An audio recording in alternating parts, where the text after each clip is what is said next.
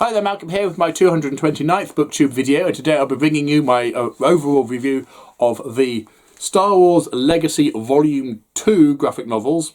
Sadly, we only got 4 issues of this before the Star Wars rights were bought out by Marvel, or Disney Marvel. Now, the original Legacy run of 50 comics, there's 10 graphic novels in total, and that's by far my favourite Star Wars series that I've read so far. And so I was really excited, quite a few years ago now, to pick up volumes 2 and 4 of Legacy Volume 2, which I didn't even know existed. I thought, well, I'll grab those and then wait until I can get hold of Volume 1. And the other day, I'm so excited to say I did. No sign of Volume 3, but there are websites you can go to read them. And I thought, well, I don't like using these, but I know I'm going to buy it if I ever do find it. So I thought I could justify that.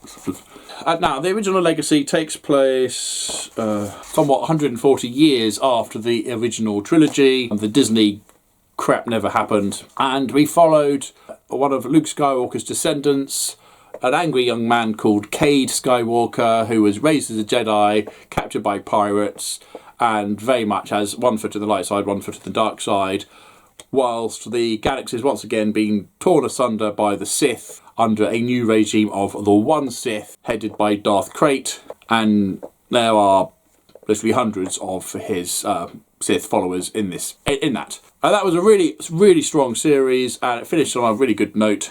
And I thought I was into it. But we have more! So Volume 2 follows another descendant by the name of Anya Solo. There she is. And a lot like her forefather, she is a bit of a scoundrel. She owns a junk shop where she sells components to those who need them. And one day she comes across the lightsaber of an Imperial Knight. At which point she then has loads of people chasing her for various reasons. Also, the Sith are up to their old tricks again, and that's all thrown in there too. So really exciting stuff, with a whole new adventure and a whole bunch of new characters. And there's not too much reliance on the original Legacy series to fall back on. There is the Imperial Knight Draco, the Empress Fel herself, as well as Admiral Garstazi. But apart from those three, who don't have major roles in these stories, everything else is fresh and new and allowed to be its own thing. My only real complaint was I didn't care for the artwork. The artwork for the original Legacy series was fantastic, really crisp and clear. You can easily tell who was who. Whereas these ones, okay, you can tell who's who, but I just found the artwork a little bit washed out. It didn't really do it for me. That's my only complaint. Well, the 4 volumes are The Prisoner of the Floating World, which introduces a planet in a nebula, which has its own backstory, which we find out later on. Book 2 is Outcasts of the Broken Ring, as we return to the poisoned planet of Dak, formerly known as Mon Calamari, as a terrible event happened during the events of Legacy, meaning that all the Mon Calamari who survived that are now refugees. Volume 3 was Wanted Anya Solo, as she's been framed for murder. And then Book 4, Empire of One, as we find out just what this Sith individual has been up to and why. And Empire of One I did feel was a little bit rushed, but then I think they found out that the license was going, this was going to be it, and so they had to tie everything up as quickly as they could.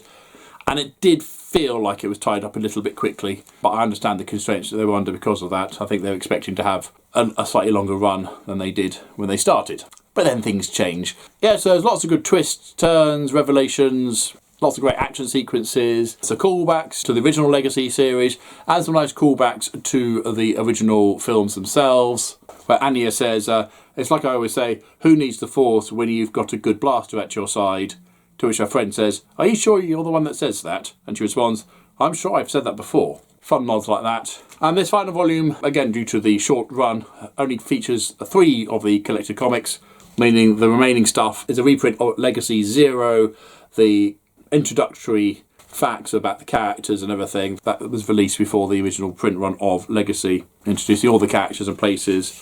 But it does have an addendum for Legacy Volume 2, which is a nice reprint of the original film's cover, but with our new characters, where it introduces the characters and creatures that they encounter. So you still get your money's worth, even though there's less story in it. Yeah, if you haven't read the Star Wars Legacy graphic novels, I highly recommend them. I can't recommend them enough. Absolutely brilliant. And Volume 2, I am happy to say, is just as good. Bit short, bit rushed at the end, but then the licensing issues.